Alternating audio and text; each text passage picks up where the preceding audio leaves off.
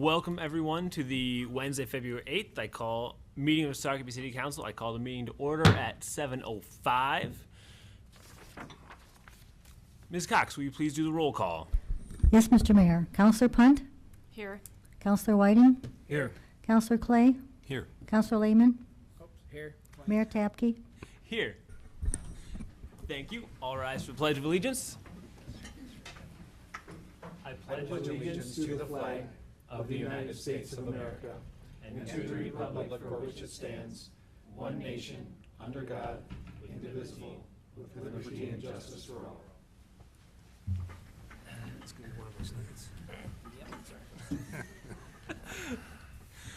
All right. Item number 3, approval of the agenda. Do we have any changes or additions or corrections to the agenda for this evening? None from staff. Anyone? All right. I entertain a motion to approve the agenda. Mr. Mayor, I'll move to approve the agenda. I will second. Seconded. Any discussion? All those in favor? Aye. Anyone opposed? Passes unanimously. Item number 4, consent business. Are there any items we need to get removed from consent agenda this evening? Anyone? All right. I entertain a motion to approve. I'll move to present the consent agenda as presented. Is there a second? Second. Second, Councilor Lehman. Need to read those. Okay. Item 4A1 declares unused playground equipment held by Shakopee Parks and Recreation Department to be surplus equipment and authorizes proper disposal of same. 4A2 adopts a resolution accepting a donation of $1,000 from the Shakopee Jaycees to be used at the Enigma Teen Center. 4B1 authorizes the purchase of a Sharp Interactive whiteboard from Crabtree Companies for $7,685 for use by the Shakopee Police Department in the training room and to be paid for with drug forfeiture funds. 4C1 accepts with regret the resignation of Don Wagner from the Historic Preservation Advisory Commission and authorizes staff to fill the vacant position. 4C2 adopts a resolution setting a public hearing date to consider the vacation of easements on property east of Dean Lakes Boulevard and south of 169. 4C3 adopts a resolution approving the preliminary and final plats of Shenandoah First Edition.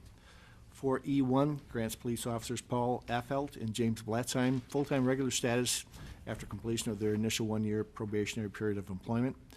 4E2 approves no changes to Appendix C of the 2012-2013 labor contract with Law Enforcement Labor Services representing the city's police officers. This regards their health care savings plan. 4F1 authorizes bills and pass-throughs to be made in amount totaling $4,917,371.79. 4F2 approves minutes of the January 17, 2012 City Council meeting. 4F3 approves nominations to boards and commissions to fill expiring terms and those unexpired terms that are due to resignations. Note that there was one modification on the table tonight. That was an individual who had wanted to be considered for an additional consideration for board and commission.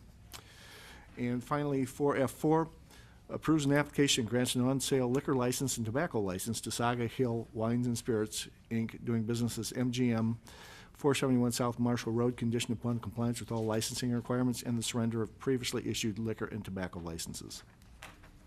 Very well done. Is there any discussion on those items? All those in favor? Aye. Anyone opposed? Consent agenda passes unanimously. Item number 5, recognition of involved citizens by City Council. If there's anybody who would like to speak who is not here to talk about an agenda item, if you want to take this time, we'll listen to you. All right, everyone's here for an agenda item this evening. Item number 6 is public hearings. We have none.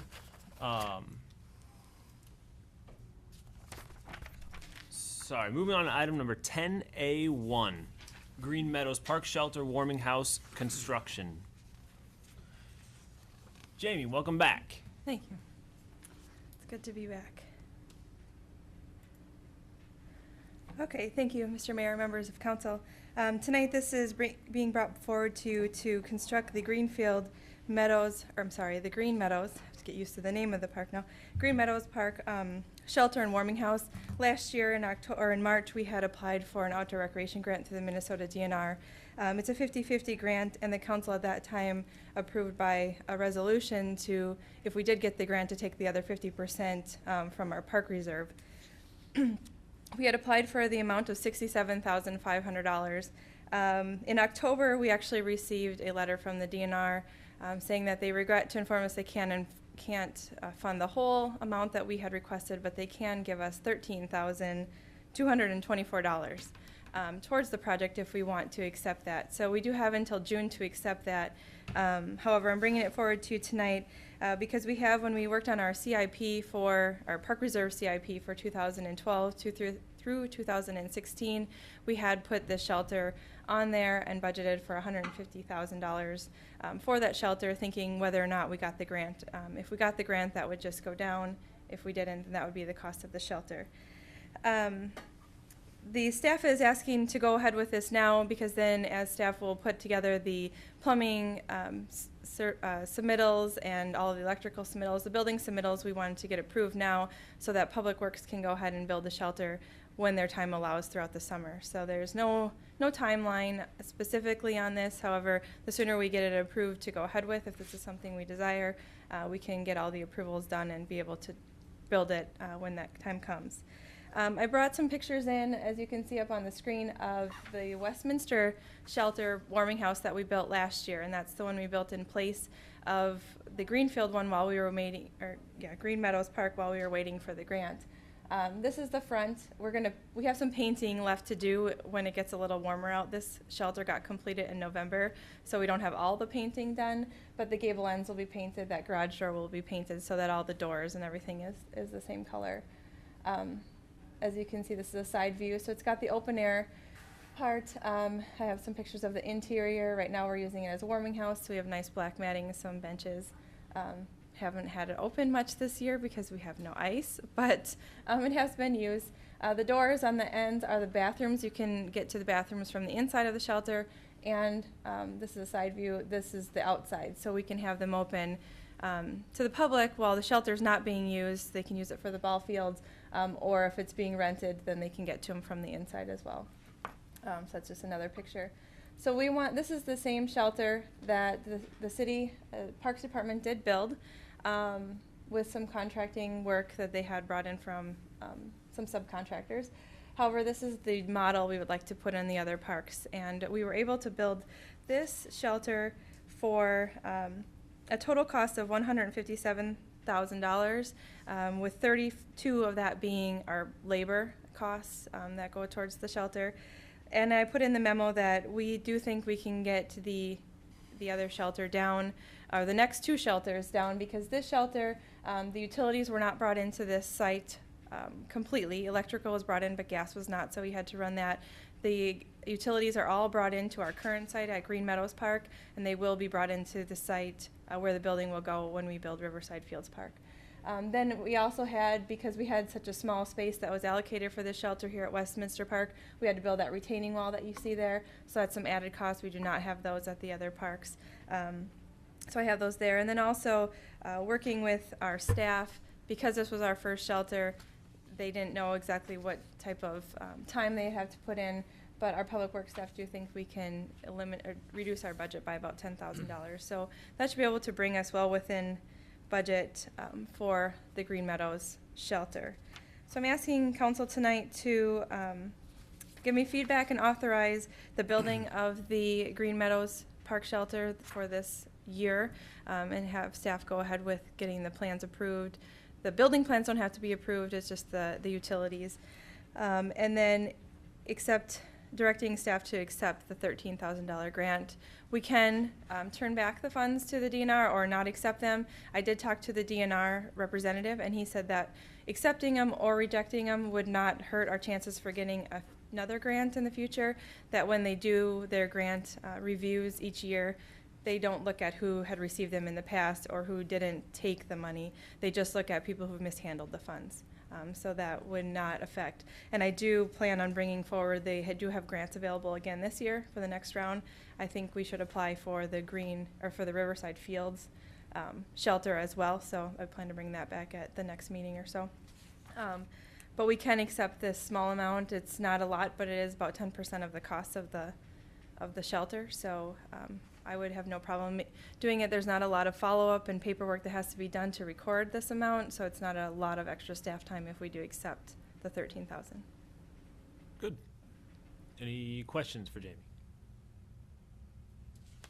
Councilor Lehman. Jamie, the 50% grant match was 67.5, so the total amount roughly 135. Yep. When we subtract the 10,000 for labor cost, potential savings, and then it talks about a savings for retaining wall and extending the gas service that doesn't have to be done like it was at the Westminster Park. So there's a savings there, so can you give us a ballpark for what we're looking at? Yeah, we think that we can, because I did budget, I'm sorry, 130,000 instead of 150 like I mentioned. When I talked to Mr. Egan from the Parks Department, we think we can bring it down to around 128 with all those savings. That's without the grant, so then with the grant we could reduce it more. Because I do have we kept track of every single thing that we spent on this last building. And two of the big items that we can take off besides the 10,000 right away that we don't have to do again is the engineering designs for the building and the actual plans. And one was $2,000 and the other one's $1,500, so that's $3,500 we can, right there, will not have for this next shelter, because we already have those plans, so. Follow up, Mayor. Yes. What do we have allocated in the CIP for this project? 130,000. Other questions? All right. All right, entertain a motion. I'll make a motion. Councilor Punt. I will make the motion to approve the construction of the park shelter warming house at Green Meadows Park, utilizing the funds from the Park Reserve Fund, and direct staff to accept the grant amount of $13,224. Second that. Councilor Whiting seconds. Any discussion? All those in favor? Aye. Anyone opposed? Passed unanimously. Thank you very much. Thank you. Item 10C1, set a date for Scale Economic Development Workshop. Mr. Leek. Thank you, Mayor. Members of the council, you're aware of the Legos workshops that we have been conducting for the past several years. We are now on what is being termed Legos 401, although I can't promise that we'll actually use Legos. This work session will take the principles of transportation and land use planning and economic development that we've developed in the past and move further with the subject in terms of how communities can prepare themselves for economic development opportunities and respond appropriately to them, and how they can interact with the county, with greater MSP, and so on. We're asking that you consider Tuesday, April 10th for the City of Shakopee's workshop. And if you approve that, we'll invite the Planning Commission members and Economic Development Advisory Committee members as well. I think we've set 3 other cities' workshop dates at this point, beginning in late March, and we hope to finish these in about May. So if you have questions, I'm happy to answer them. All right, does anybody have questions? Councilor Lehman. To get discussion going, I'll move that we accept Tuesday, April 12th for our scale workshop. Second. Seconded by Councilor pick. Clay. Sorry. All right, discussion. I have a quick item of discussion which we'll talk about during goal setting meetings as well. Is that one thing that I would like to do moving forward is take, in our 2 meetings a month, have, and Mr. McNeil and I have talked quite a bit about this, the first meeting of the month, have it be kind of our nuts and bolts, get all the immediate work done that needs to get done for city council, and try and get as much of that in the beginning of the month as we can, and then try and work the second meeting of the month as more of a strategic planning, long-term goal setting, the longer vision of things that we want to do, things like economic development, these educational things for that kind of stuff, and working those into the second meeting of the month. And I don't know, this seems like something that would fit into that, and we'll talk more about it at that point, and I don't know if it's something we want to worry about today and get that started, or just wanted to see what you all think about maybe having the second meeting of the month be more strategic than current issues. I think we're gonna need a lot of input from staff as to whether that's even workable. A lot of times, things come before us that are, of a timely nature that can't wait for a month to pass before we Right. address them. But Right. Things that come up will obviously be addressed at that meeting whenever they can be. So if there's an issue that has to be talked about and it has no reason to wait or can't wait until the first meeting of the month, then we talk about it and we deal with it and that's okay. But just planning on that second meeting be more strategic and talking about the big things for the community so we actually have that planned out for the year as to what big things we need to tackle this year and deal with some issues. Is this something you may want to add some time to, like a work session? Change the time of the meeting of some kind to? Not in case really. It all fits in? Yeah, I think I would hope it would all fit in with the second meeting. And we'll, actually, let's just hold on to it for now. We'll talk about it, the goal setting stuff. Counselor Lehman? Yeah, it makes sense. I was gonna say maybe we should wait until after the goal setting and see what comes out of it. Right. Mr. Mayor and Council, just so that you're aware, this, we would normally budget about 2 hours for anyway, so it will be a full meeting in and by itself. But I agree, we should probably talk at the goal-setting session about some of the other ideas that we might have as far as how you want to conduct your council meetings. Perfect. All right, there's a motion on the table. Everybody, any other discussion on it? All right, all those in favor? Aye. Anyone opposed? Passes unanimously for meeting on April 10th for work session. All right. Excuse me, Mr. Mayor, was there a time set for that? That'd be 7 p.m. 7 PM? Thank you. All right, item 10F1, options for selling the downtown fire station. How are we gonna work this one here? She is handing it off to the Park and Rec Director, who will alternate between the two cameras. Unfortunately, for those watching at home, they won't be able to see any of the graphics that are on the board. Okay, tonight. So, got it. And just so That's everybody right, I at don't home, have any fancy graphics anyway, Mr. Mayor, so. just so everybody at home knows that we had technical difficulties. technical issues that had to get worked out, and so you get what you get tonight, and so we're good. Thanks, Chris. Thank you, Mr. Mayor and council members. This next agenda item has to do with our downtown fire station, which the fire department will be vacating shortly to move into the new station at Lions Park. The council last discussed this item at its January 3rd meeting, so about a month ago. And at that time, the direction to staff was to research what options the city had for selling a building such as this. Staff has done that research through the League of Minnesota Cities as well as the city attorney. And essentially, you have three options if you still desire to sell the building. The first would be to issue a request for proposals. It basically sets a deadline date and says anyone who is interested, submit to us your offering price, your proposed plan for the building, any other details by a certain deadline. When that deadline comes and goes, we then review all of the proposals we've received to purchase the building. And at that time, you can either select one of them or you can decline all of them and take a different route. So, second option is basically to list the building for sale by owner. We would put a sign on the building. We would use other mediums such as the city's website and other avenues available to us to make it known that the city was selling the building, place the contact information of someone here at City Hall, show the building to interested parties, and bring forward to you any offers that were received. If we went that route, Kennedy and Graven would handle the legal aspects of the sale for us once you had an identified buyer and a purchase price. And the last option would be for the city to hire a commercial real estate agent to list the building, as you would commonly do with your home or any other business parcel.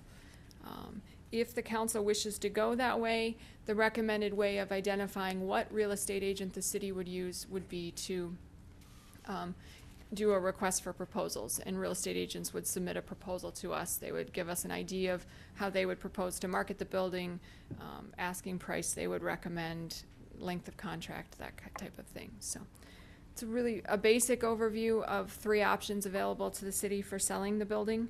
I'd be happy to answer questions about any of those. I understand that in the approximately month since the council last discussed it, some additional proposals have come out from citizens in regards to what might be the future of the buildings. So I'd be happy to stand aside for any of those if you like, or we can address the sale issue first. All right, Councilor Lehman? What's commercial real estate agent cost estimate?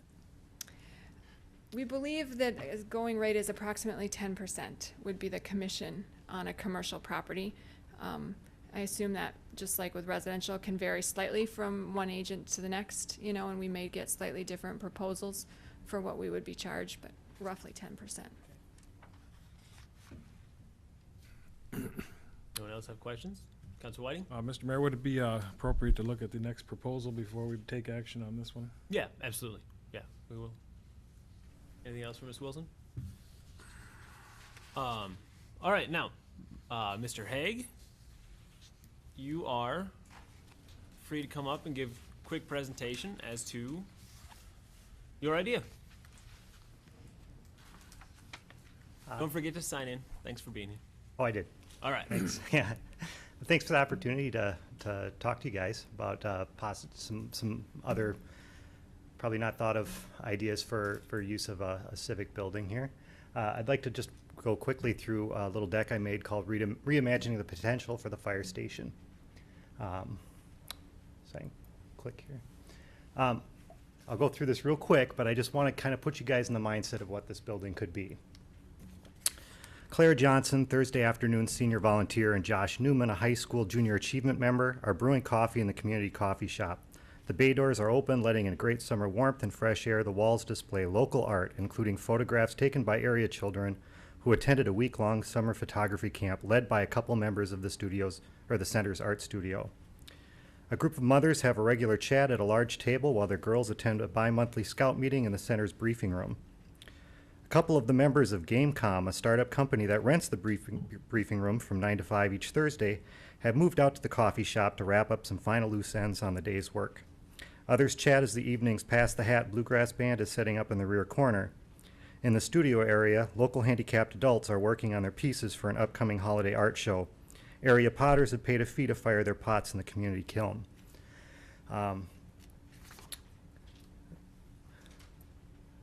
Alternatively, the fire station sits there with a for sale sign on it, like most of the other commercial real estate in the area. This just kind of brings up maybe a different way of thinking of it, less as one building and the potential for 3 spaces that could be used innovatively, lower investment, and a little bit more experimental to see what might and might not work to help bring some business or life to that part of town. I don't believe in setting things in stone. I work in emerging technologies and software, and one of the things that you always do is minimal viable product for testing. You test live, and you listen and adapt quickly. That way there's not a lot of investment. That way you've got the ability to change as the situations call for. So, you know, why the fire station? It's a historic civic building. It'd be great to keep it alive as a public space. It has great character. We could build on our invested equity in the building instead of selling short. We could prevent compounding existing vacancies in the area, possibly catalyze development in the area. The building is paid for. Its compartmental structure is conducive to low investment, flexible, scalable, sustainable growth, and is positioned in the middle of an area where art is already happening. So, let's see here. Oh, I just had a little map there that showed within the area we have the Shakopee Trading Post, the downtown Down-Home Craft Boutique, Kasi Studio, Eagle Creek Quilt Shop, the Historical Society, Tupelo Design, Custom Creations Photography, and Mount Holly. Why art? There's a great quote here about why interjecting art into our downtown community or highlighting or bringing public the art that's already happening there could be a benefit to the city. And in addition to stimulating substantial employment and tax revenue, arts enterprises are highly entrepreneurial, readily available in many communities and attractive to tourists. The arts also create a highly desirable quality of life that draws business and knowledge workers to further stimulate the economy. So I guess that's the basis of why art is that art increases the quality of life, attracting residents and tourism. It bridges the many cultures representative in downtown Shakopee. It's transformational to people and their neighborhoods. Art is on the rise in the area. We'll be in the third year of the Scott County Art Crawl this year, and the Minnesota River Festival, or River Arts Fair, is debuting here at the Three Rivers Landing. Realistically, for the size of the city and its placement in the suburbs, Shakopee is culturally behind other suburbs and regional centers in supporting the arts. I'm not the only one that believes it. There's plenty of artists from Shakopee here today, and even artists from across the river who would love to see this happen. We're already bringing some outside attention. But there are also plenty of organizations who have set aside large grants and done a lot of studies around community and art, and specifically, right now it's a pretty hot topic on what to do with all. I mean, we're not the only city in Minnesota that's having this problem with some spaces that are going vacant and becoming neglected. It's happening more and more, and it's a hot topic right now is to use artists as kind of a spark for reinventing an area. Much the way, the warehouse district was a bombed out shell 20 years ago, and so the artists moved in there because they loved the character and quirkiness and the cheapness of it, and formed some galleries and formed some communities that soon became ad agencies, that soon became some of the most expensive real estate in downtown Minneapolis, because it maintained its character, its funky character, and because it had that background. Here's just a list of a few of the grants that, in researching and talking to a few arts organizations here in Minnesota, I was able to scratch up, and there's quite a lot available. I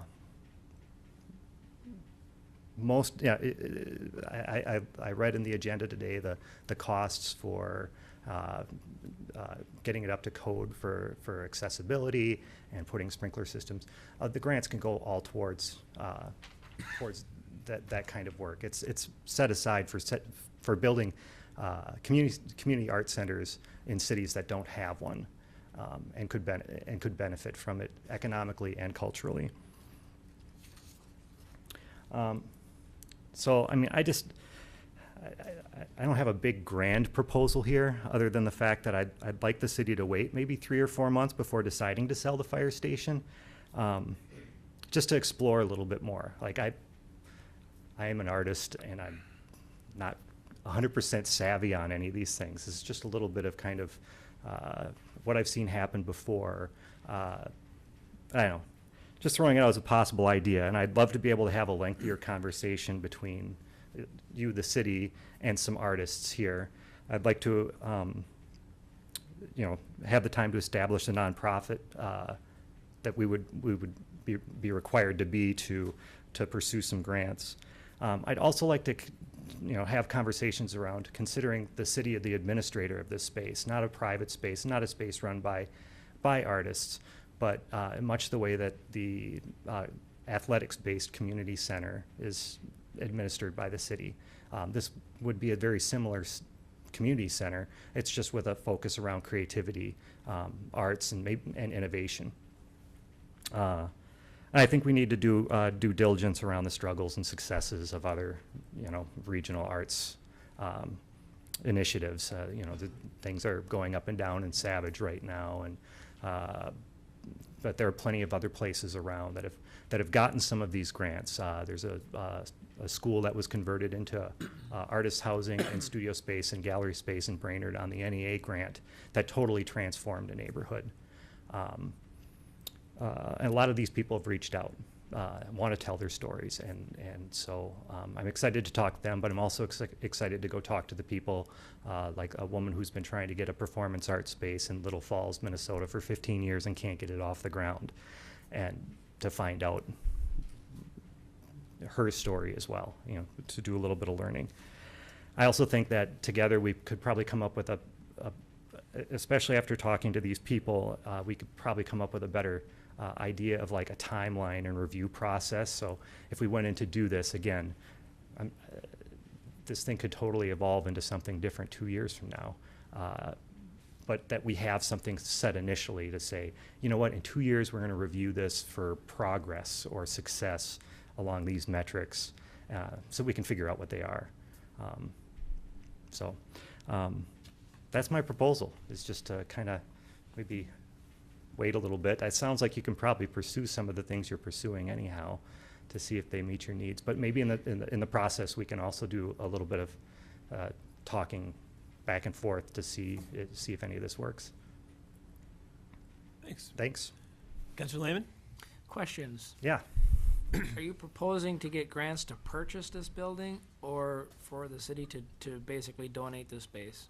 I would say the city owns the space. It's theirs to do with what they want. And I think that that's a very strong message to go out from the city. As I know there's been a lot of talk about trying to attract new initiative, like startup business and new innovative businesses. And by being a city who is innovating in taking this property and kind of turning it on its ear into something that could catalyze growth in that area is a great story for the city. So are you proposing to use grant dollars to purchase the place or to have the city donate it? We would have the city, I guess, donate it. I mean, you'd own it, administer it, just like the same as the community center out by the junior high. Okay. Yeah. Next question. Yeah. Yeah. Who do you envision paying the utilities, the insurance, the operational cost? Well, the city would operate it, so Yeah. we would pay all the No, utilities? no. You work all that into the grants here. The NEA grants, you can work in operational costs, insurance, you can, any of the architecture that you need to do, any of the administrative people that you need, anything that you would need to run an arts center can all work into the grants. So the goal on this wouldn't, and that's kind of why I like this idea, is the investment is minimal if the grants come through to seed this thing and start it up. And a lot of the grants are, you can apply for them year after year. So as they see growth and change, you can apply and continue. But I also like part of the idea of the proposal that I like a lot as well is being able to, again, use that building for 3 different functions.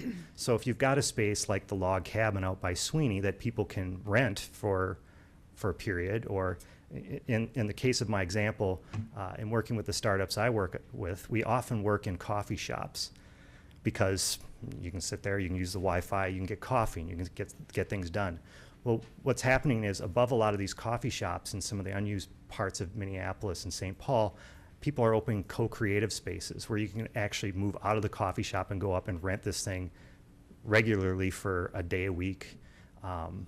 It's yours, you come in. It's, a lot of computer-based business, but that's kind of where your startup businesses work anyhow.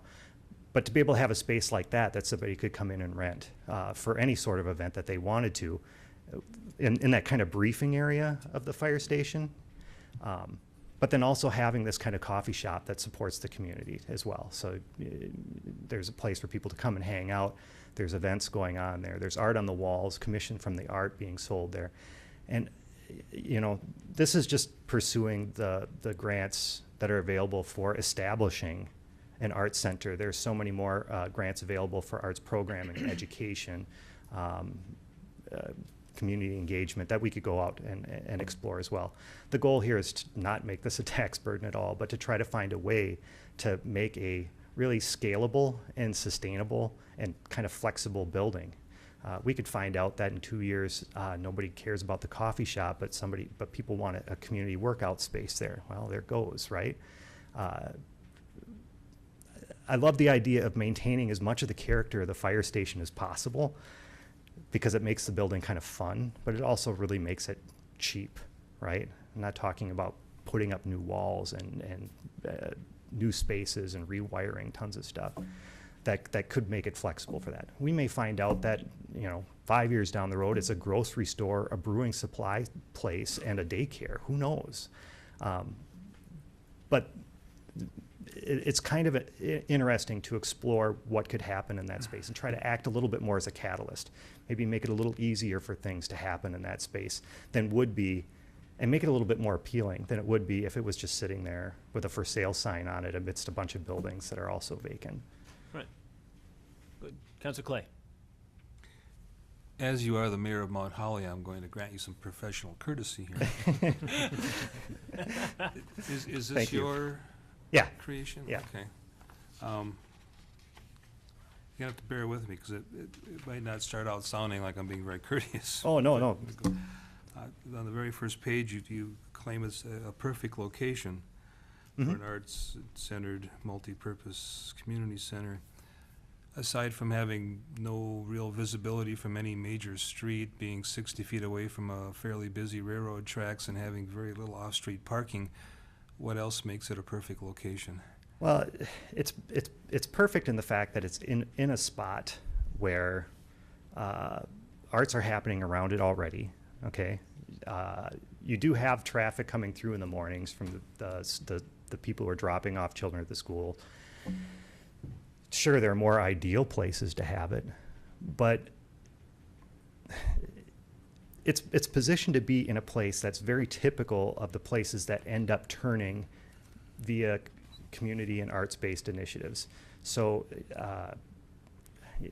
you think about Northeast Minneapolis, what happened to the Northrop King building, which was vacant for many years, and the artists came through, and now it converted that part of town over.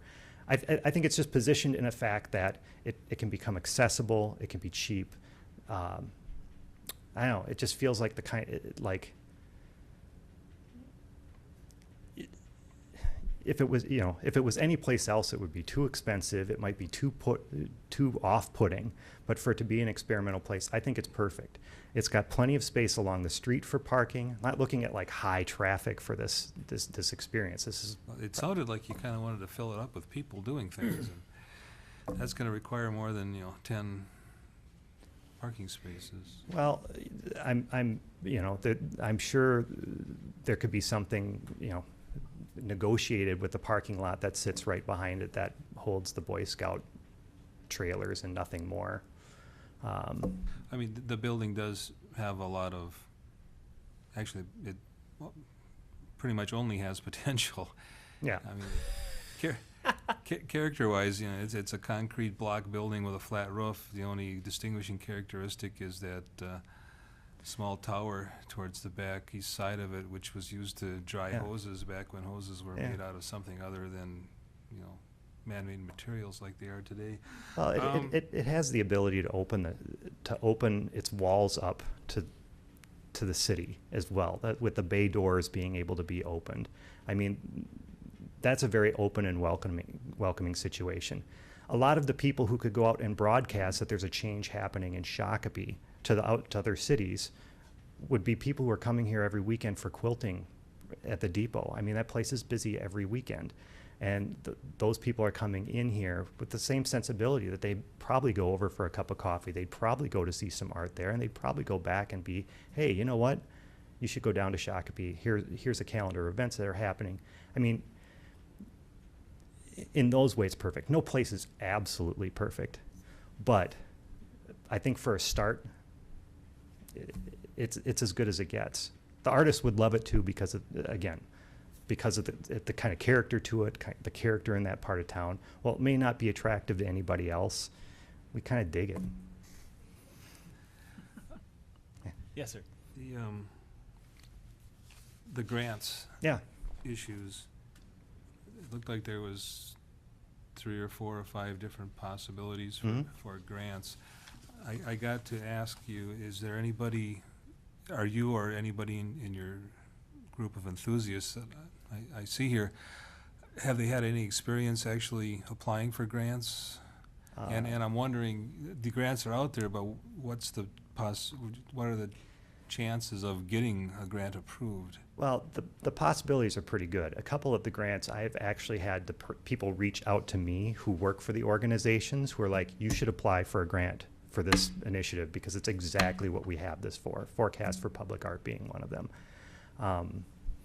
My immediate circle of friends in Minneapolis, I work closely with Works Progress, which does a lot of work in the cities and in outstate for the establishment of art and enhancement. So in cities. you're in contact with people who have actually applied for grants and received them? Yes, yes. So this isn't just something you pulled off the internet, because I can do that and I know nothing about No, applying no, for grants. this has been from conversations from these people who are excited to also be, Okay. to help promote this idea. I also had an artist from Chaska who's here tonight who reached out, and she's got history of grants writing and getting grants. And actually, Jason Hunsiger, Shakopee resident, is out tonight doing his necessary paperwork and interview for a McKnight Foundation grant. So we do have the people there that we could probably get a pretty good feel over the next three to 4 months of where we would stand, the potential around grants. Councilor Whiting. Mr. Mayor, I picked up the Savage paper and noticed, and you touched on it a little Yeah. bit, that their art studio or art space was closing. Yeah. Is that a city-run art facility? No, it's a for-profit business. The coffee shop over there is city-run. That was a big initiative for them. Are you talking about the depot? The depot, yeah. Is that same as the arts? No, okay, they're that is separate. different space. Yeah, yeah. Okay. Do you envision the coffee shop as a city-run function or a private? You know, again, as much of it as we can do to help spark business, put people and jobs or activity here, I think is good. I do like the idea of, you know, I mean, my dad taking a 6-hour shift a week down there serving coffee to talk to people and to be part of the community, where he's, you know, he's retired. He doesn't want a full-time job, but he still wants to be out around people. You know, I'd like to see those opportunities presented, you know, in the old, you know, coffee shops initially were the community meeting center. 400 years ago, they talk about how there was a huge jump in technology and there was a huge jump in humanities because somebody went and instead of opening a bar, they opened a coffee shop. And for the first time, people had a place to go where they had a stimulant, coffee, and it caused them to talk to each other and actually be able to remember what they talked about when they went home. But that totally, but that's part of what revolutionized our thinking. And I think that for a community to stand behind it and a community to do this and a community to be involved there with high school students or whatever, you know, I think that that's a pretty strong statement rather than getting somebody commercial in. Yeah. So thank you for bringing this idea forward. I really appreciate it and the time and effort that you've put into it. I think that you're onto something in terms of just there should be more diligence and more time spent pursuing it. Being that there are grants available, you know, the idea of establishing a 501c3 is definitely an idea to apply to it that could create greater fundraising potential. Mm-hmm. You know, obviously the building's paid for. I like that part of it. You know, really the question comes into operational costs and how do you then cover the operational costs? And also where do we need to identify the details that need additional research, such as a coffee shop in a space like this? What would the, you know, requirements be for the type of kitchen, the type of sanitation, those type of things, and, you know, just the due diligence around that, and then the associated costs with those things. So really, it, you know, as I look at it, it seems like getting more work done around what the operational costs would potentially be, and then where identifying even additional funding sources and what that might look like outside of the city funding, but pursuing the grants and pursuing other funding opportunities. The other question I have is actually for City Administrator, Mr. McNeil. As you look at this and think about kind of that list of items, how much of current city resources would we need to pursue and work with this group and do the diligence around it? So I want to be cognizant of that. Mr. Mayor and Councilor Punt, I think, you know, we certainly have taken notes and will be very interested in pursuing some of the suggestions that are there. I don't know that we have anybody on staff right now that's able to pinpoint, here's what needs to happen in order for this to change use. Whenever you change from the current situation, it's got to be brought up to code. And if you want to get serious about this, I would suggest that you have someone who's skilled in that, an architect, do a feasibility study of the building, identify what those costs might be, whether they're the handicapped accessibility or the, we've got a best guess for what sprinkler system would cost, those sorts of things. Use that and then take it back to perhaps the Park and Rec board or whomever you might see and vet out some of those unanswered questions that would give the proponents an opportunity to maybe do some additional investigation on grants and see what might be out there for funding purposes. I'm happy to hear that there are grants available for operational costs. That's something with which, at government level, we usually don't see operational. They're more for capital sorts of things, and then it's the ongoing. It needs to be able to stand on its own. But I think, if you are interested in pursuing this, understand we've got the holding costs right now rather minimal in terms of utilities and that sort of thing. But again, I think if you want some good answers, we probably need to have somebody who's skilled in analyzing buildings, put those numbers together for us, and then forward those on to whomever you might suggest to do some follow-up. All right. Thank you. That answer your question? Thank you again. I think conceptually, it's a very interesting idea. Well, Should be looked at.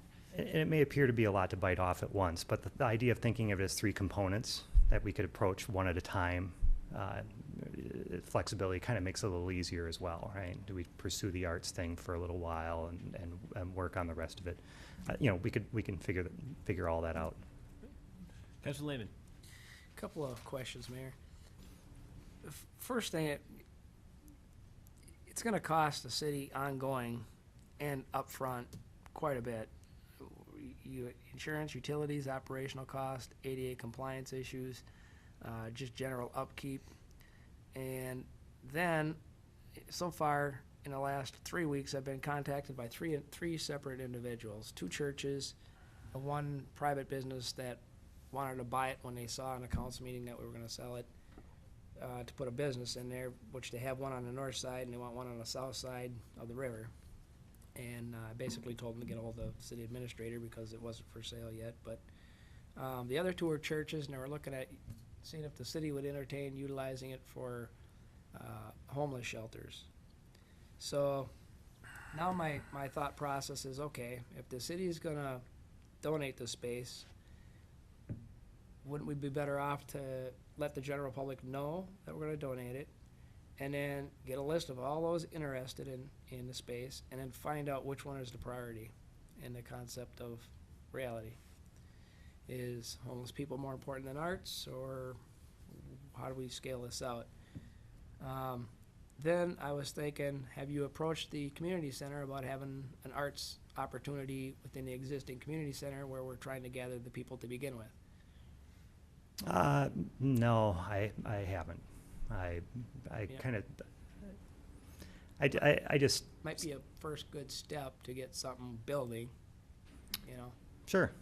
It could be. I mean, well, part of this is stemming from something that I felt for a long time, that arts need to be more present here. A lot of it was just seeing this opportunity within this demographic as being kind of a very, all the pieces are there to make something interesting. I think there's less interest in artists going to a place where there's basketball going on, frankly. I don't know. That's just my opinion. But, there's not a lot of character there. It's... Can't be much worse than a train going by. Oh, I love the trains. I live 2 blocks from the train tracks, and I love them every time I hear the whistle go by. Then you like basketball and hockey, too. So. And then finally, Mayor, we've had a discussion in the past about if we did sell it, what would we take that money and fund, which now becomes an issue if we're not going to have that money. And matter of fact, the other side of that is if we're going to have these extra operational costs, they're unfunded, where's that money coming from? So I think bigger picture-wise, there's a lot more to it than just saying it's a idle, empty space that doesn't have a carrying cost for the city. It has tremendous carrying cost and future financial ramifications that, need to be considered, so. And I think And I have thought about that a little bit in here, with the membership fees to be part of the studios, to have access to the equipment. If there was some sort of a coffee shop / business and money that comes off of there, and also the money for rental space of, the briefing room. I think if you rent the little cabin out there, I think it's $160 or something for 4 hours or whatever. That these are all sources of kind of income to help eventually, once it picks up, pay those operational costs. These grants are kind of there to help cover that as you're starting. That's kind of the purpose here, so. And Councilor Lehman, I think you hit on something really important when you were talking there, was that there are other groups that could benefit from this kind of thing. Exactly. There's absolutely no reason why it couldn't be part art studio, artist haven kind of thing, and homeless shelter at the same time, and senior center at the same time. There's no reason why it can't be flexible, couldn't be flexible space and have more potential than just what we're talking about. And so if we give it a couple months for those kind of ideas to percolate and see who could work together and what group would be able to make it happen, I think what you were just talking about could definitely be a possibility. I'm sure there's a lot of businesses that would love a free space. I don't know what you mean. Well, if we're gonna have a coffee shop who's selling coffee, we're gonna have arts that charge an admission. We're having all these things that are actually charging people.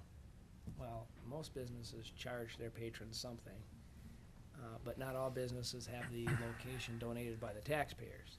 So I'm just not, as a taxpayer myself, I'm not in favor of my tax dollars subsidizing arts. I don't think that's government's responsibility, to be honest with you. I mean, if I'm not against arts, if you want to buy the building and start an art thing up, I wish you the best. But I don't see, I see my tax dollars paying for public safety, paying for roads and infrastructure and these types of things.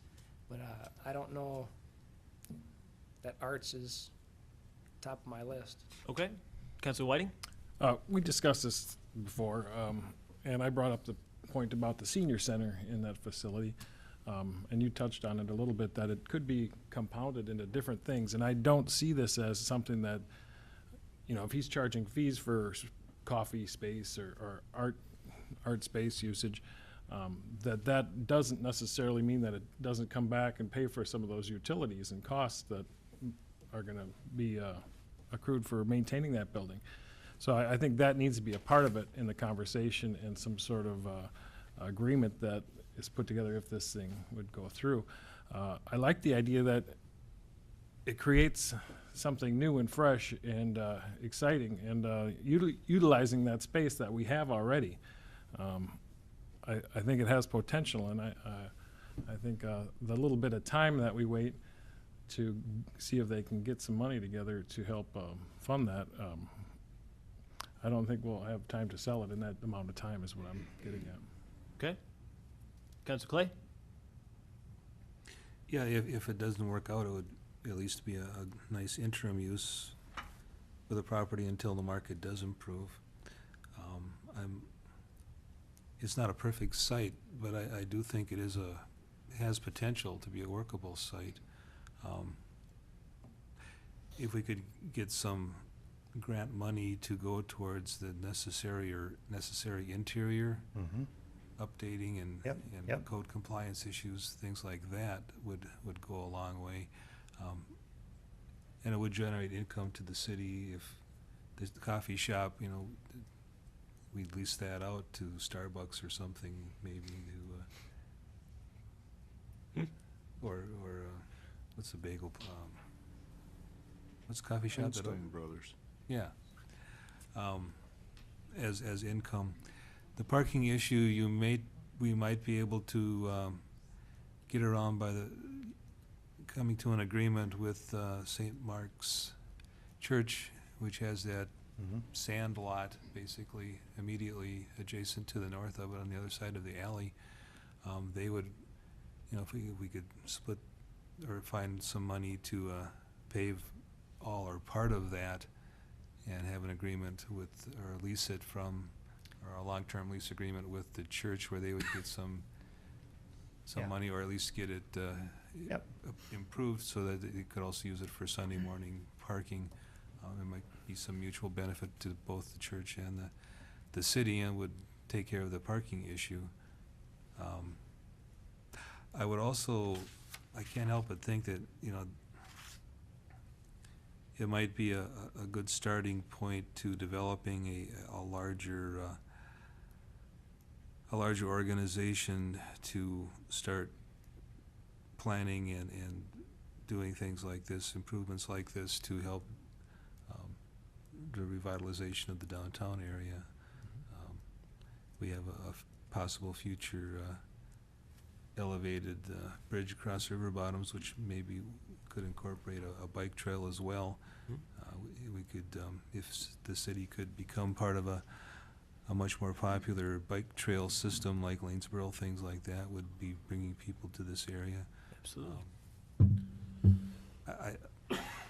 There's a lot of questions that we would need to work out, but I think it's worth possibly tabling this for a few months and give it a longer discussion at our goals and planning workshop. All right. Does anyone in the audience have anything they want to say really quickly at all who came for this item? I would. All right. My name is Todd Jacobs. I've lived in Shakopee for 20 years. Hey, Todd. How are you? Come up to the microphone Sure. for me and sign in on that paper right there. Would Right you here? please? Yes. I've lived in Shakopee for 20 years, and just really in the last few years got involved with art community. It's something I've always wanted to do. And I'm members of the Savage Arts Council. I'm members of the Northfield Art Guild. I'm members of the Hopkins Art Center, all the way around Shakopee. Okay, and I live east of Marshall, and I always think about, you know, all the bypasses of downtown, and everything stops at Marshall. If you're coming from Valley Fair, you're gonna stop at Burger King, all of that stuff. Nothing brings people to downtown anymore. You know, I have done some grant writing. I have a little bit of experience with that. I think that in the art community, we all kind of pick on different skills that people have. And, you know, art isn't for everybody, but it does, it touches a lot of people's lives, and it makes people happy. So I'm here today to kind of back up Mike, Mr. Hagan, and step forward and volunteer my time and my resources, things that I do, to help this move forward. So I guess I just wanted to put in my 2 cents and say thank you. Thank you. Thank you very much. Anyone else? Yeah. Yeah, I guess I'll just add something. I'm a friend of Mike's too.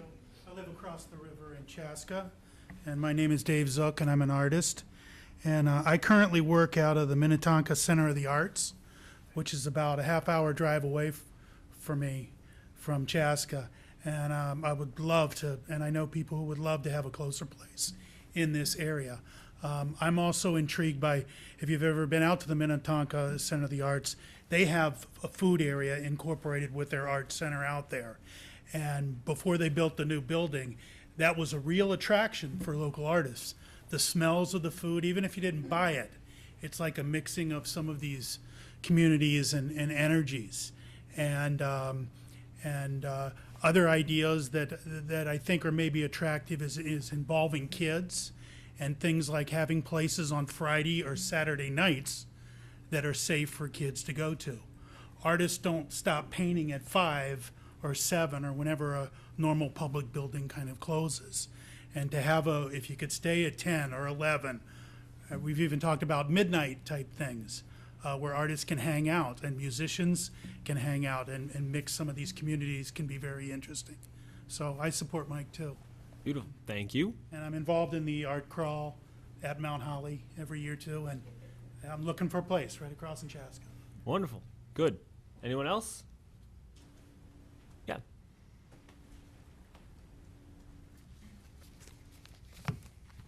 Hi, I'm Marla Estenson. I'll sign this sheet here. Thank you, Marla. I am one of the owners of Shakopee Trading Post, and we've owned our store for over 20 years. We've seen the train depot go to Eagle Creek Quilt Shop, And it is now one of the #1 quilting places in the nation. They've been written up all over. People come to my store because they've been driving for hours to get to this quilt shop. This is a destination area. And having my store, the art crawl, this year we were a part of the art crawl. We had more people than we ever would imagine. And there are a lot of artists in this area that could benefit from this, that work out of their home, that could use a studio space. I know many people that go to the Minnetonka Center for the Arts. Dave is one of my customers. I've known him for a long time. But to have this in the community, Mike here is one of the few people in the art crawl that was ever involved in the Walker Art Center. That's pretty big time for us. And I think that this would really be something that would utilize the new bridge, the new old bridge that everybody complains about, to tie that into a bike, maybe have arts on the bridge, have maybe like a little market area, something that would tie that in so people would stop complaining about this being so much money put into this bridge.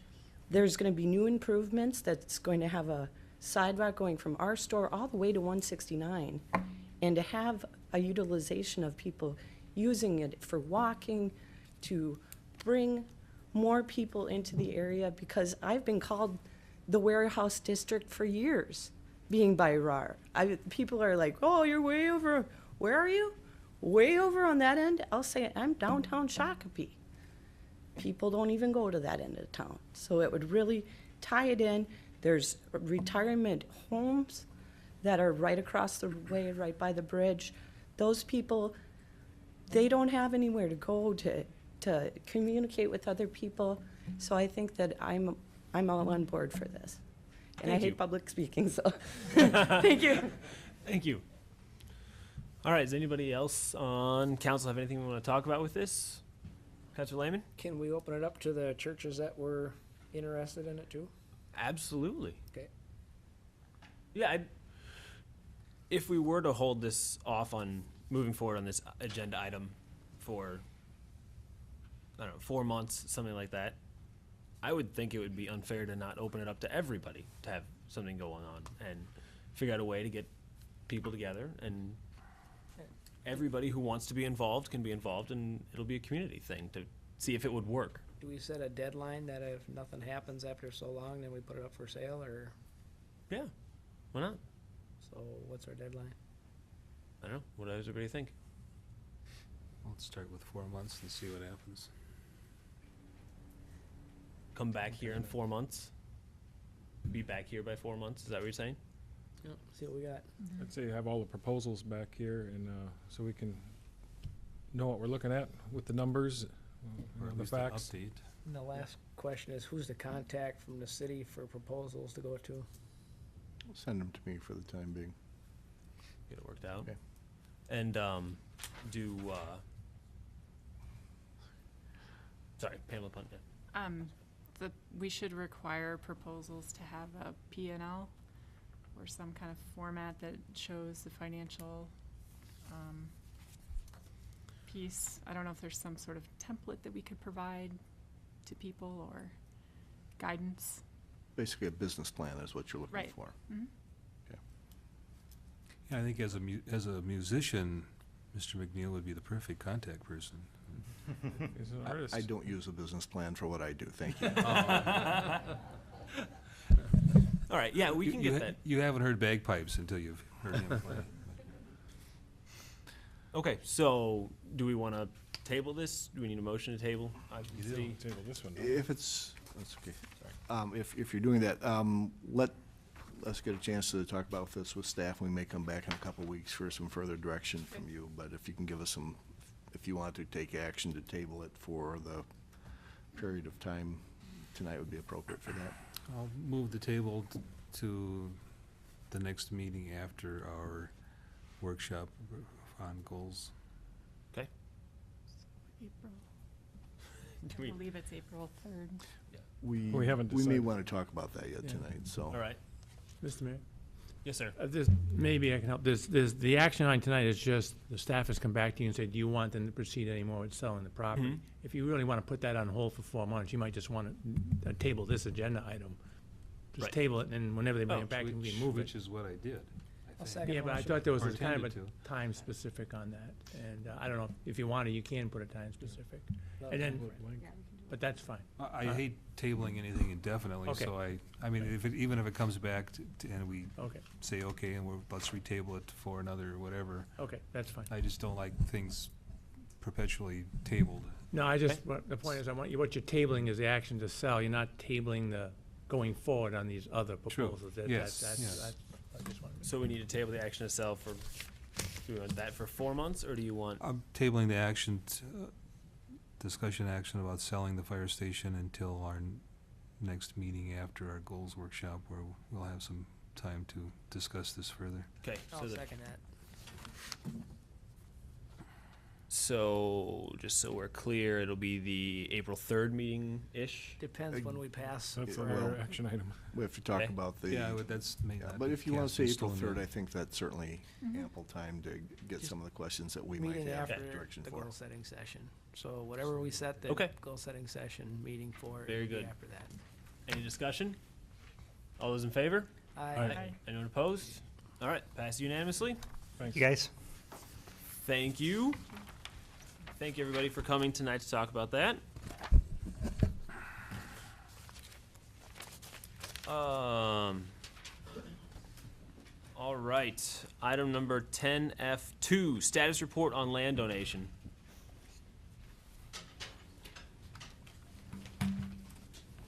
And you guys that are here for the art stuff can feel free to sneak out. I'm not going to be offended. Unless you want to stay for the rest of the thrilling meeting, you certainly can. We welcome you.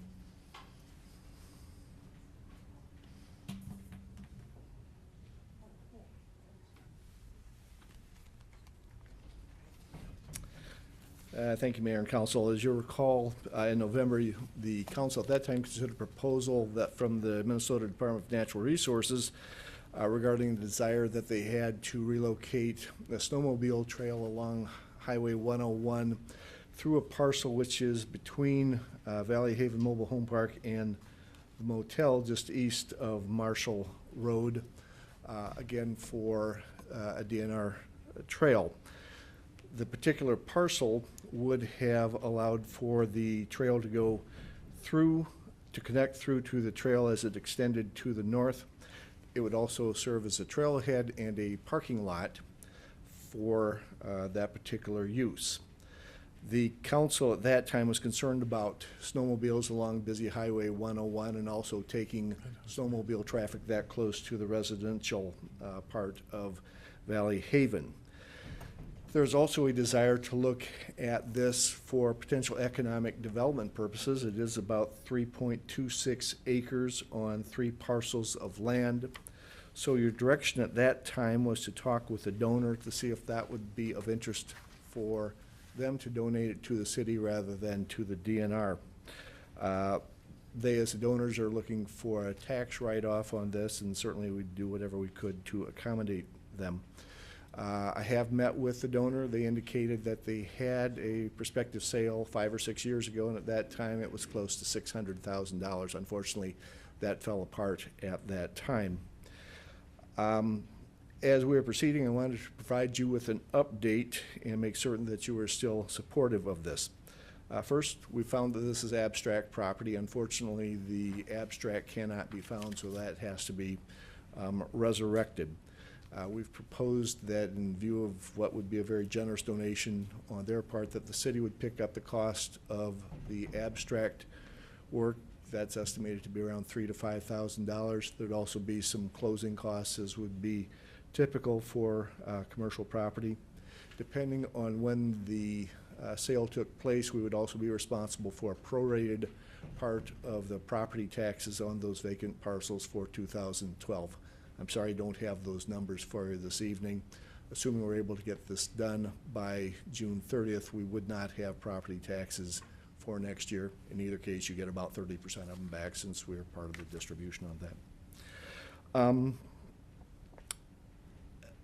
If we do this, obviously, there's going to have to be a marketing of it. The existing owner had it marketed through a commercial realtor for a number of years. It's obviously still there. So that would be something that we'd need to look at. I would suggest that this might be an opportunity for the EDAC to take a look at and give us some ideas as far as what they think might be able to go there from an economic development standpoint before, assuming the transfer takes place. As with anything else, there are holding costs. This is one that would be relatively minimal. We would have mowing costs and we would have property cleanup if there's illegal dumping, but those are real costs. We just want to make sure that we are aware of those. And finally, we are still committed, I think, to assisting the DNR and the local snowmobile enthusiasts to making sure that there is a snowmobile trail through the area. Our preference, at least as discussed in November, would be to have it go through Memorial Park and away from the highway. Mr. Loney, the Public Works Director, has been before you and has stated that the existing pedestrian bridge that goes across Mill Creek does need to be replaced, certainly for regular pedestrian traffic. If it's going to handle snowmobile traffic as well, that would be something that needs to be accommodated. His estimated cost on that was about $250,000. He indicates that it might be an opportunity for a DNR legacy grant, but we don't know that for a fact as far as whether we'd be able to get it. So we'd continue to do some research on it. That's what I have for you tonight. It's an update. Again, I wanted to make certain that you're still on board before we proceed any further. Are there questions that you might have? Any questions? Councilor Lehman? Would we be making the 3 remnant pieces one parcel? I think, Mr. Mayor and Councilor Lehman, that would be the logical thing to do. The front 2 parcels do have sewer and water availability. The back parcel does not. So from a redevelopment standpoint, it would probably make sense to consolidate those. And then, Mayor, if it's a contaminated site, would the prior owner have the responsibility for that? City Attorney can respond on that. Mr. Mayor, members of council, yes and no. It always goes back to the owner. But I mean, in other words, if it's contaminated, anybody that's touched the chain of title is potentially liable for the contamination. But typically, what we do on these, on a sale, if we were buying the property, we'd do a phase 1 environmental review and then maybe a phase 2.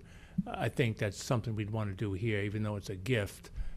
Phase 1 is just a paper review. If there's something that looks suspicious, then we'll go to the phase 2. Again, that would be the city's cost. So there would be a due diligence process done. Even though it's a gift of property, you don't want a gift that's going to cost you a lot of money to have to fix up. So I think that's something that the city has to review as part of the transfer of title. Phase 2, you actually start drilling holes in the ground. Right. But if the property was conveyed and later on there was some contamination, the conveyance itself does not absolve the previous owner, or the previous owner before them, or the previous owner before that. Right, But anybody in the chain of title. If the abstract can't be found, it's hard to follow the chain. No, we'll recreate the abstract. Resurrect one. And so that will all be done before we actually get it? Yes. Before we do? Before you would be authorizing us to accept it, we'd make sure that we had everything covered that way. Perfect. The other minor things, there's an easement which obviously has taken place across the northern part of the property. That's never been formalized, and I'm sure that the property owner here would prefer to have that access. We'd work to accommodate that. We also see this as an opportunity to access River Trail from whatever parcel use we might have there, so we'd work with that particular owner as well. All right. If not, we'll bring it back. Thank you. Any other questions? All right, I'll entertain a motion. Councilor Clay? Move to direct staff to continue with facilitating the donation of the 3.26 acres of land located north of County Road 101 and east of Marshall Road. Second that. Seconded by Councilor Whiting. Any discussion?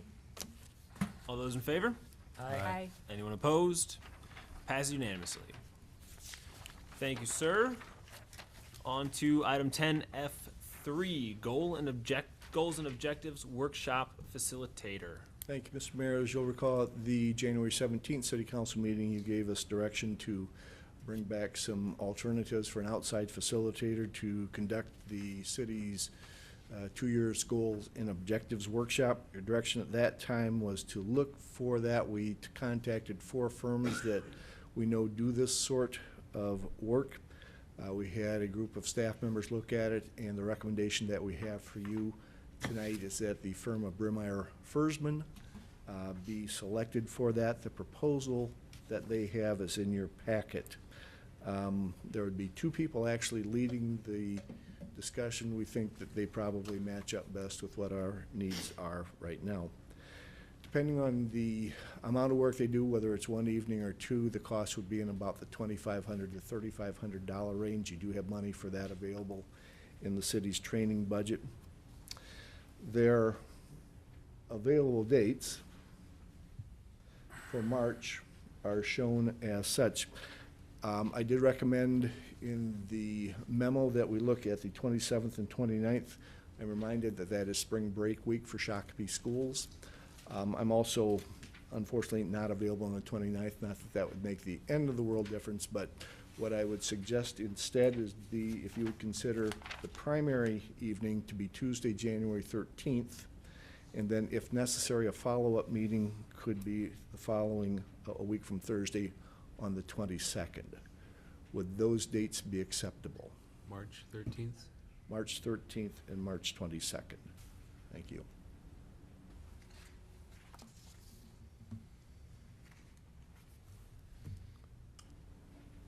Okay. I'm fine. I was just with waiting to see if I'm anybody had an looking. issue. No issue. Looking at my calendar. Let everybody get their phones out. Give us a second. Yeah, give me some. While you're looking at the other thing, they have recommended that we devote 4 to 6 hours for the primary session. In the past, we've done this in a single evening. Even a 6 p.m. start potentially with a 6-hour time frame would make it very late. Would it be possible for this one time that we would be able to start at 4 p.m. so that we'd have ample time to get that done in a single evening On the 13th, on the 13th? Councilor Lehman? I probably won't be there at 4 o'clock, but I won't hold up the show. Well, we're not going to do it without you. I'm not gonna be Well, able to let's get not there be at 4 hasty. o'clock. I get there at 6. Okay. Councilor Clay? Well, I may be able to take off work early. Well, we're not going to do it without Councilor Lehman there. So 6 o'clock is the earliest we can start. If that's the earliest you can start on that day. And then we'll just probably have to do 2. If we start at 6 o'clock, I think it'd be pretty safe to say we need to do 2 evenings. So if that's your preference, Yeah. you can do that, all right? All right. Well, if we need to do 2 evenings, then why make it 6? Why not go for 6:30 or 7? Because we want to spend as much time together as we possibly can. Bonding. Okay, well then we gotta buy Could food. get done earlier. We start earlier. In the off can't chance that goal we set could without get it food. done in a Without single food. 4-hour, potentially, if you start at 6, you might be able to get it done then, but that's gonna be dependent upon the discussion levels and the ideas and those sorts of things. Councilor Punt? Is there potential that if we get a lot of work done on the 13th, that we could finish on the 20th at our regular meeting? You could do that. I like that idea. Potential. And then have the 22nd as a backup. I think at that point, that would be the 3rd evening. Well, Unless they can't be there on the 20th or something, is what you're saying, At this right? point, they Well, are I'm available on the thinking- right. 20th. Mayor, what I'm thinking is if we start the 13th and we don't get enough accomplished, we're not gonna take 4 hours of our regular council meeting to try to complete it, so then we'll just roll it over to the 22nd. If we get a lot done on the 13th, and there's just a little left to do, we can take it up on a council meeting and finish it up. But if there's Perfect. a lot to do, we could just not do it on a council meeting and carry it over to the 22nd. Yep, we can decide that night. We can Okay. see what we need to do. Yeah. Is that We'll see if, feasible with the facilitators? I'd have to talk with them to see if they'd be willing to reserve 2 nights. I would hope that we'd be able to talk to them about that. And again, obviously not knowing what we would have for a second workshop agenda right now in March. If we don't have a lot, we might be able to devote 2 hours for that.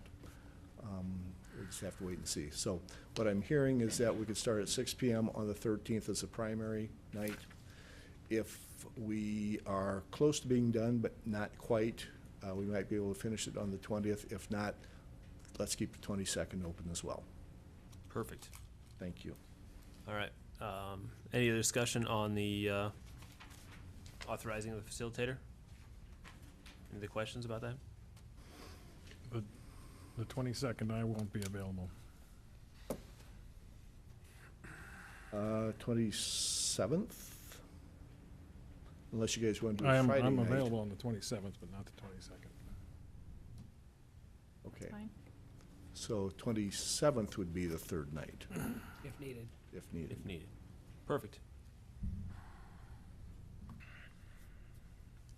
Councilor Whiting?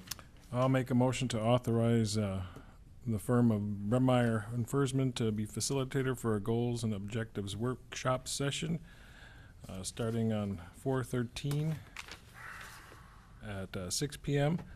and possibly at our next council meeting 4 p.m. and as a backup plan 4/27 if we need that time.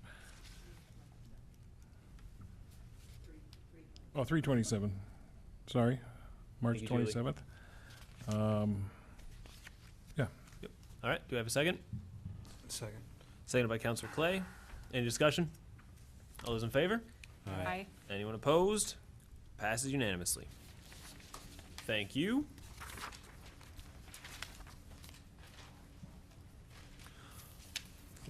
All right. Item 10F4, letter of support for Minnesota Correctional Facility fence.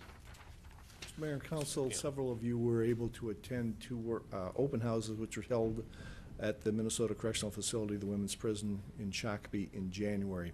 You heard at that time that the Department of Corrections is seeking money for a security perimeter fence around the facility.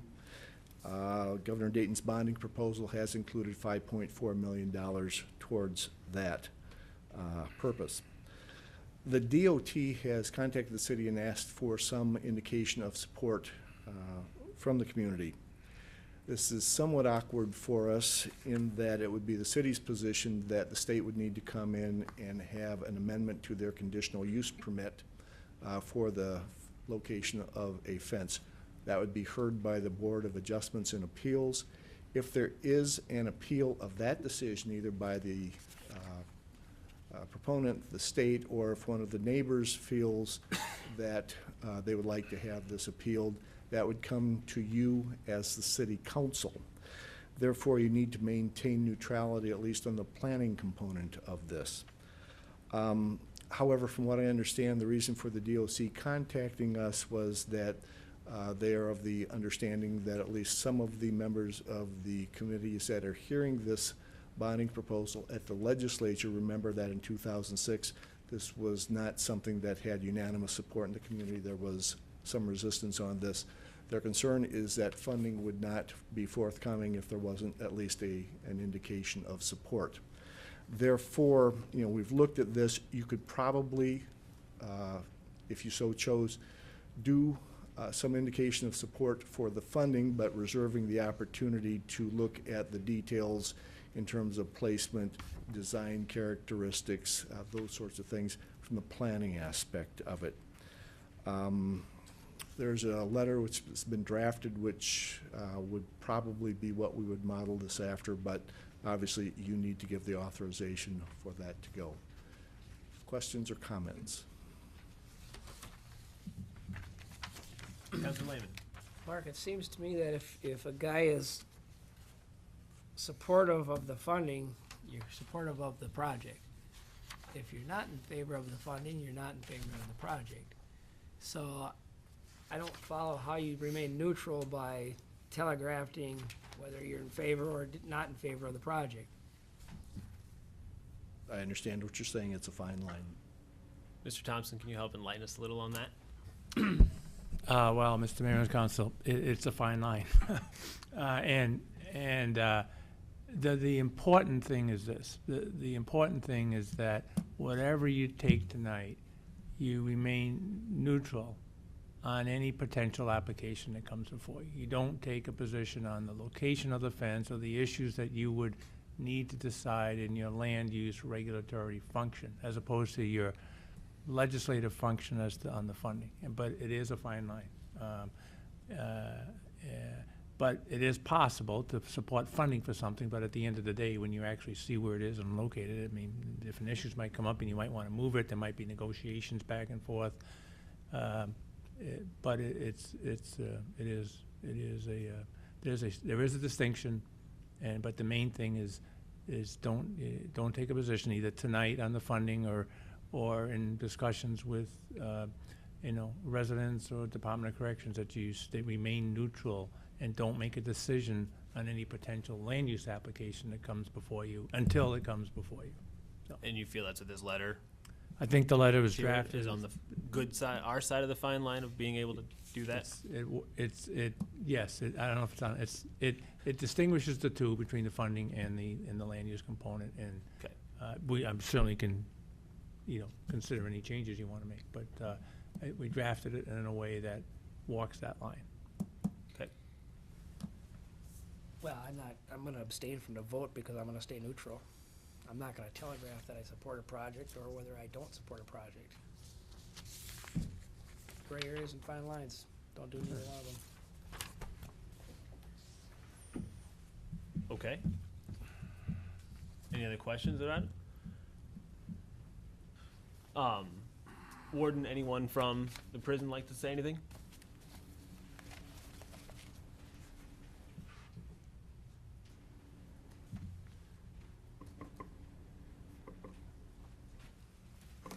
Mr. Mayor and members of the council, thanks for allowing me just a few minutes to talk. I'm Tracy Belts. I'm the warden at Shakopee Correctional Facility. As City Administrator McNeil had mentioned, we have been meeting with members of the community because there was concern last time we talked about a fence design. There was actually a design for a double fence type system or structure that was not supported by a few members of the community. We believe it's important to remain a good neighbor in the community. We feel we have been a good neighbor in the community. We've listened to some of the concerns that some of the community members have noted, and we went back to the drawing board essentially and are requesting money, bonding money, to build a different design for a secure perimeter with an unobtrusive delay and detection system. It's not your traditional prison fence per se. It would be more decorative in nature. It would be more stately in its appearance. As many of you were at the meetings, you know what the concept kind of looks like. It would be more wrought iron rails and brick columns, kind of like what you would see around some of the college campuses, or maybe more expensive real estate. We believe, as Councilman Lehman had mentioned earlier, that part of government's responsibility is about protecting the public. We believe strongly that a fence around a prison is about protecting the public. And we've done what we can to educate people as to our concerns about running a prison without a fence. We've had many tours, like we said, we've had community meetings with the community. So that's where we would respectfully request that you would write a letter of support for the money for a fence. Thank you. Does anyone have questions for the warden? All right. Thank you very much. Thank you. Does anyone else have anything they'd like to say?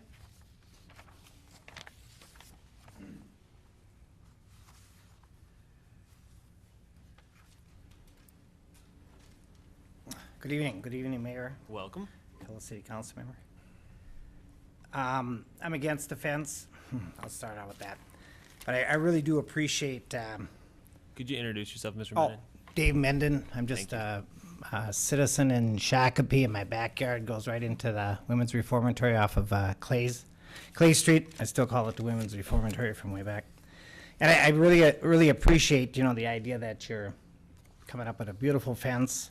Do I think it's worth the money? No. Do I think we have better purposes for the money? Yes.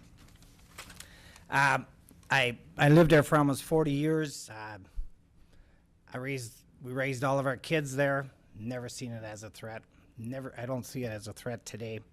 They've been very good neighbors. I guess I'm more concerned about a little burglar or a thief coming down the street and burglarizing my house than I ever felt about any of them. One thing I see is, my background was in law enforcement for many years, and all these basically prisoners that go into a state prison come through the county jails. Many times, I sometimes think they're more dangerous when they come into a county jail because a lot of times they're drugged up or alcohol or mental problems. By the time they go to a state prison, many times it's 6-8 months later, that a lot of those problems are addressed. And I guess, I don't know, I guess I've never seen a fence around a county jail. And our county jail here too is in the residential area. And our jail that we had out at Linville out there, and I realize that's out in the country, and a lot of times we had a lot of their state prisoners that had a year or so after 6 months that would come out there. I thought it was a great setting out there for a county jail. But what I'd like to see with that 5.4 million, like I said, backgrounds in law enforcement, and seeing what some of these prisoners that end up in a state prison or in our county jails, there's not much support from family or friends, and sooner or later they're going to get out. Probably about 90% or more of the state prisoners are going to get out. Use that 5.4 million towards education. So educate these people, give them a chance, so when they come out, they don't create more victims and are right back in. And to me, I think the warden was showing where the population is going up. Sooner or later, I think they need another prison. Build it out state. Make this a minimum security, and you can have males and females, just like all of our county jails usually have males and females, and then have some of the trade schools come in and teach these people and give them a chance. So that's where I'm coming from. I appreciate the beautiful fence. I just can't see spending that kind of money for that. Another thing is, if nothing else, maybe we could take that 5.4 million and put it towards that 101 bridge down there. We'd be halfway. So I just think there's better purposes for it. And I thank you, and I'm leaving. Thanks. Thank you, Mr. Menden. Anyone else? All right, does anybody have any questions for anyone? All right. No one has anything they want to say about this? Okay. Then I guess we'll entertain a motion. Letter's drafted pretty nice. That's good of you. Let's see. Mr. Mayor, I will move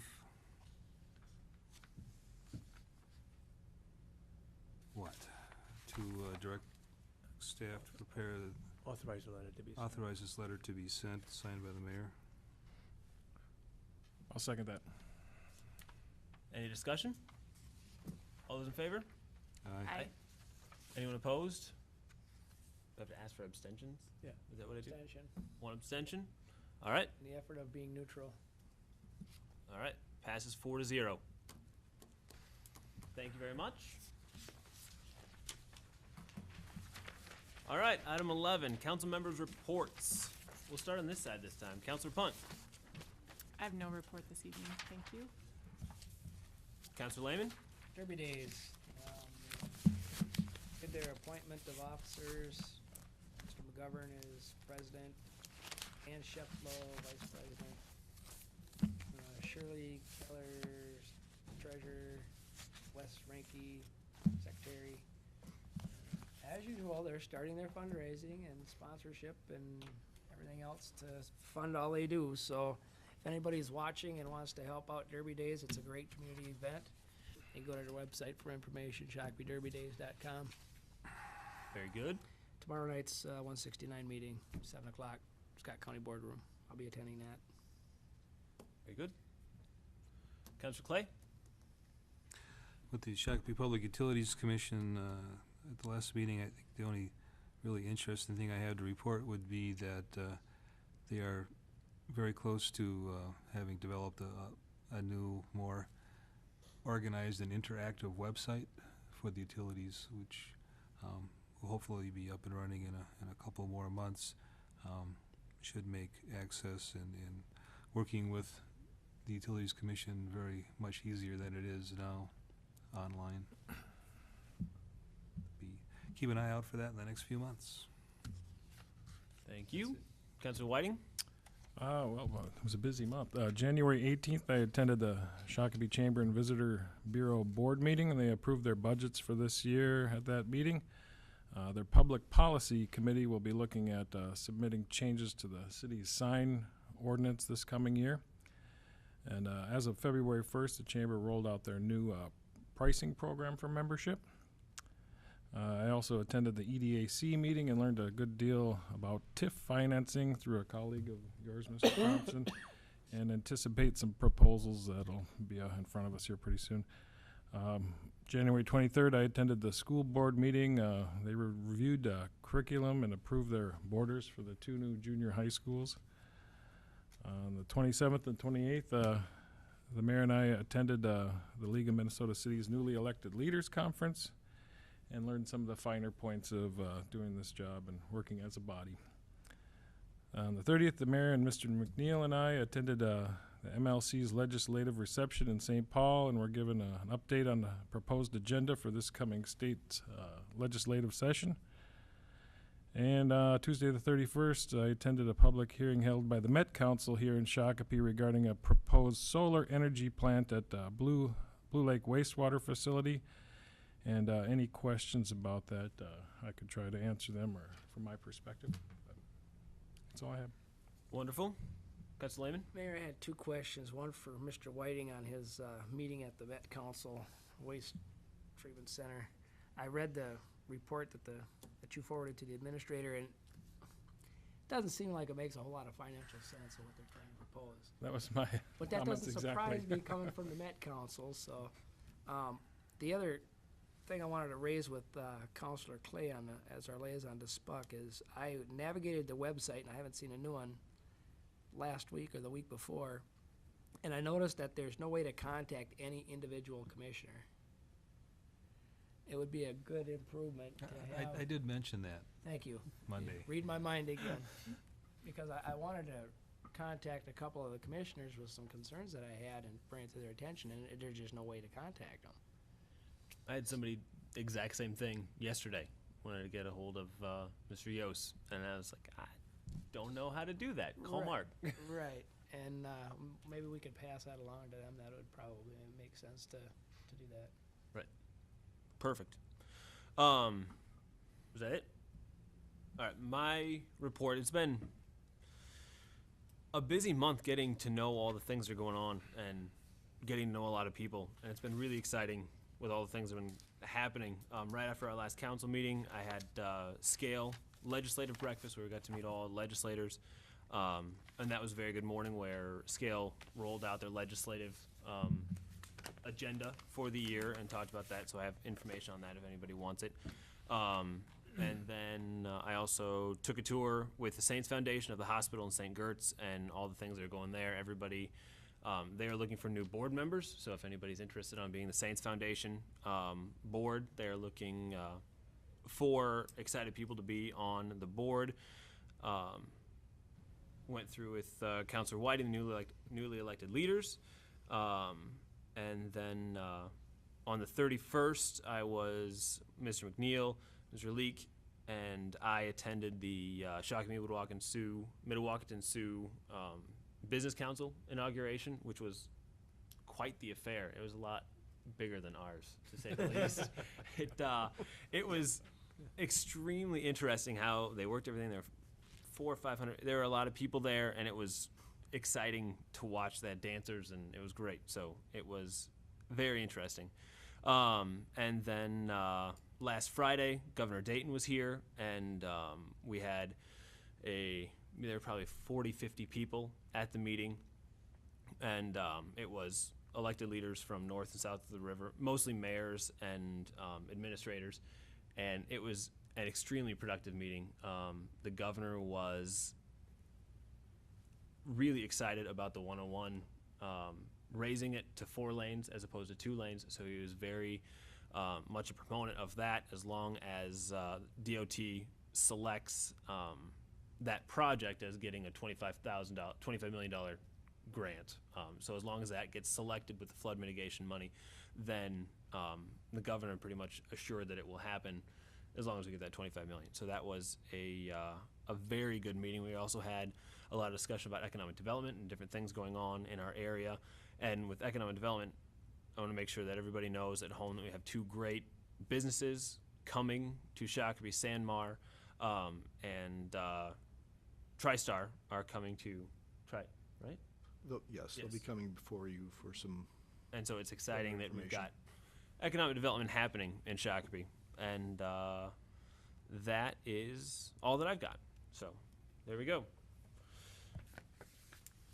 Item number 12, other business. Councilor Lehman. Make a motion to recess for closed session to discuss attorney-client matters. Second. Seconded by Councilor Clay. It is relating to the pending fee to trust land application. Yes. Thank you, Mr. Thorson. Any discussion? All those in favor? Aye.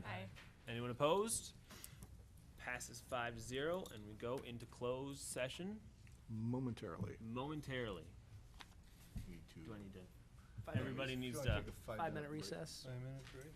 Motion for 5-minute recess. Second. Any discussion? Those in favor? Aye. Aye. Anyone opposed? 5-minute recess until 8:50.